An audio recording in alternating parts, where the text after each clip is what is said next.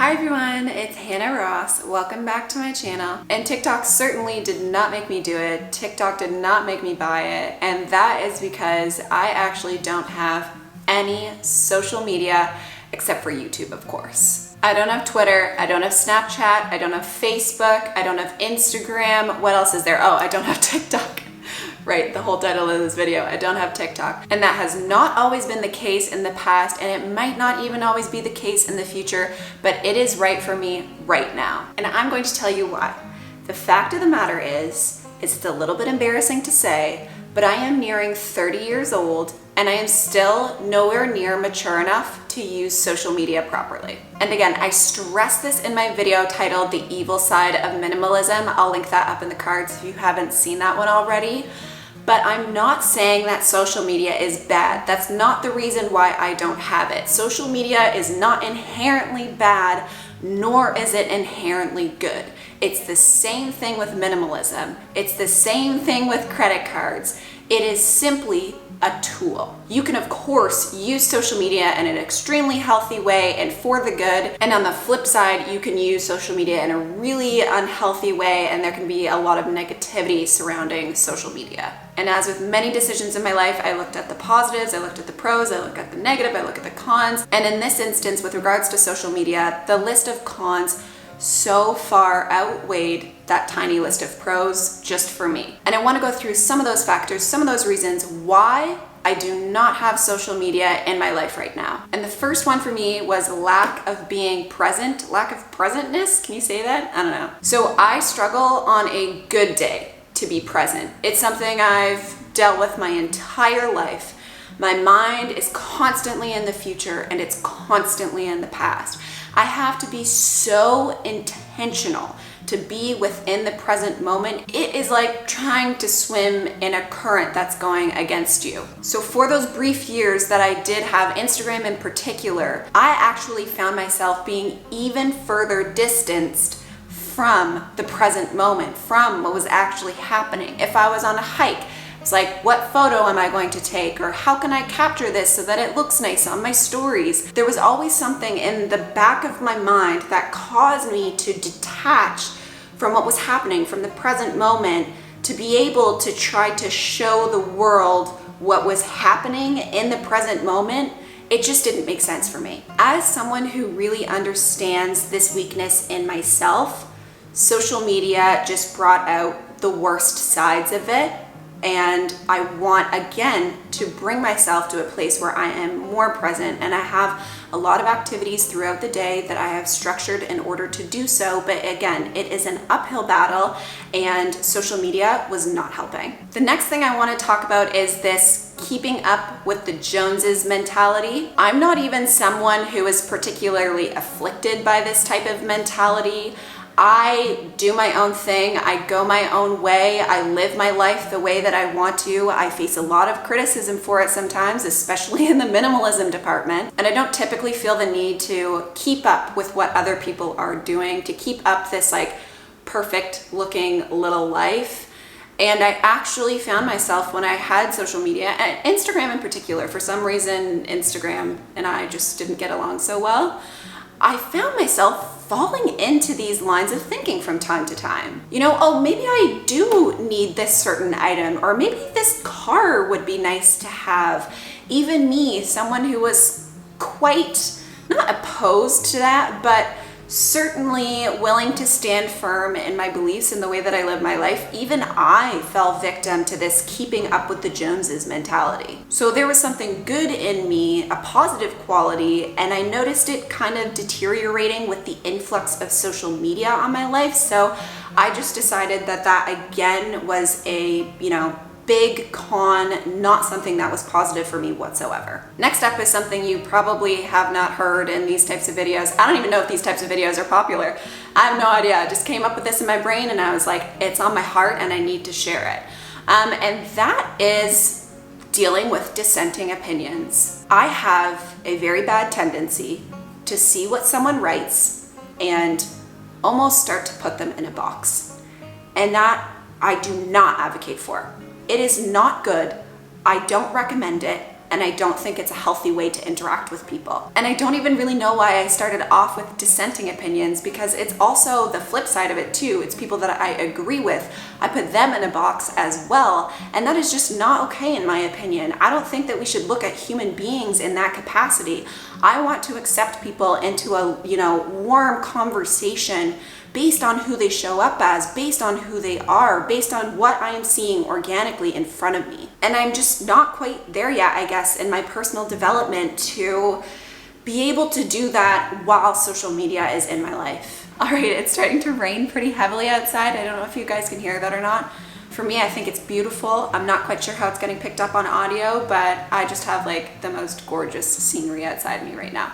Anyways, I digress. Next up, I want to talk about how social media kind of revolves around oneself. It just revolves around you, or me for that matter. And I was becoming more aware, more enveloped by my own self. And I did not like that aspect of social media usage for me. I'm no saint, I am not perfect. Trust me, actually, again, this is kind of one of those swimming against the current situations, but I am actively trying to think so much more of others than about myself. I want to give and not receive. I want to share and not take. And I know that's rich coming from some random YouTuber that you probably don't know that well, but that is genuinely the person that I am trying to become, trying to emulate. I want to give a lot more than I get and be totally okay with that. So something that even has the capacity for me, not for everyone, just for me, to become more narcissistic, not a narcissist, but have more, self-involved tendencies, is not something that I would like in my life at this current moment. Next up is a super obvious one. Of course, it's a time waster. Of course it is. You're scrolling mindlessly on these applications, have no regard for time, and before you know it, 2 hours have passed and you have nothing to show for yourself. Okay, yes, that's obvious. It's also bad to spend that much time, looking physically at a screen. That's no good either. But again, for someone like me, I am predisposed to wasting time, it seems. I could have, my master's in time wasting. And this really started to bother me because it wasn't wasting time in a way that was fulfilling to my soul or even my mind or my body. Like, for instance, I guess you could see reading as a waste of time, but I don't. I find that as actually very purposeful time because I'm keeping my mind sharp.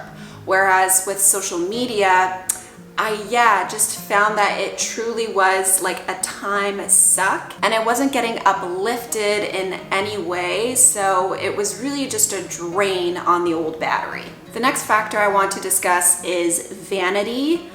So a obsession with how you look, your physical appearance, and also like your accolades, your achievements. I found that social media was a vehicle that easily amped up the vanity if you wanted it to. And again, the fact of the matter is I have fallen under these vanity traps before, thinking my appearance is more important than it is, thinking that my achievements are much more important than they are.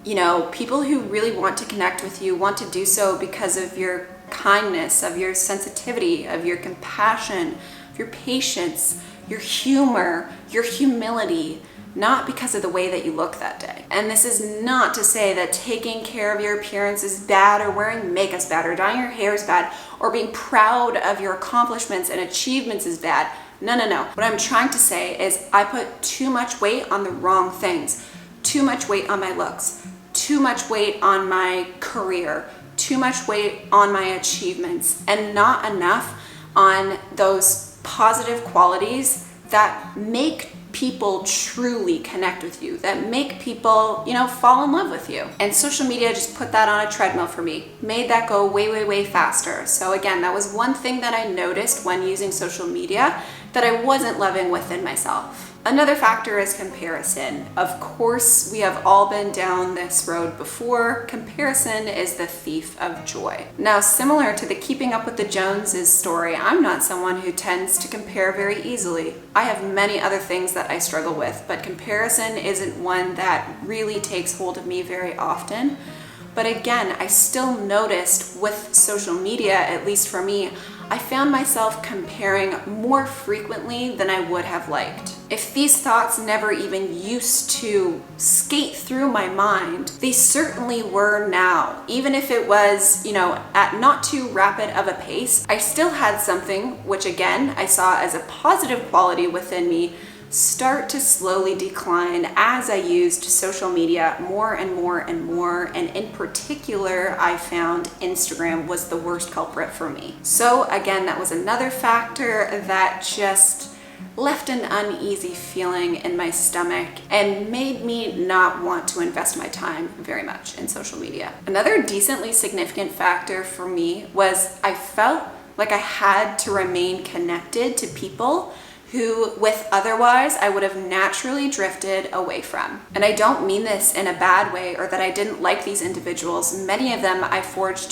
some decently strong connections with, and I really enjoyed their presence, whether that be in the workplace or at university or at high school. But I found that the ability to connect right there, right then, on a dime with anyone in the world forced me to hold on to friendships that again would have very naturally and respectfully drifted. And if I were to ever encounter these people again in real life, I would be very excited to see them and it would be very positive, I'm sure. But keeping quasi in the loop with someone where there wasn't really that full connection anymore and feeling obligated to chat with them, so on and so forth, just didn't work for me. So yeah, I guess forced connection is something that I saw that social media could bring out in me. Again, it's not social media's problem. It's something that it brought out within me that I wasn't loving so much. Now, we just spoke about connection, and I think it would be remiss to go through this video and not say the positive sides of social media. Because of course, one of the biggest, brightest, most positive factors about social media, including YouTube by the way, is connection. Because guess what? Not all connection on social media is forced connection. A lot of it is true, meaningful, and you can even envelop a sense of community through social media. Maybe there are family members that you wouldn't talk to other than Christmas and Easter and you get to chat with in a Facebook group. Maybe there were people that you lost touch with that you really want to regain and rekindle a relationship. Maybe you are looking for a community. Maybe you are looking for people that you identify with.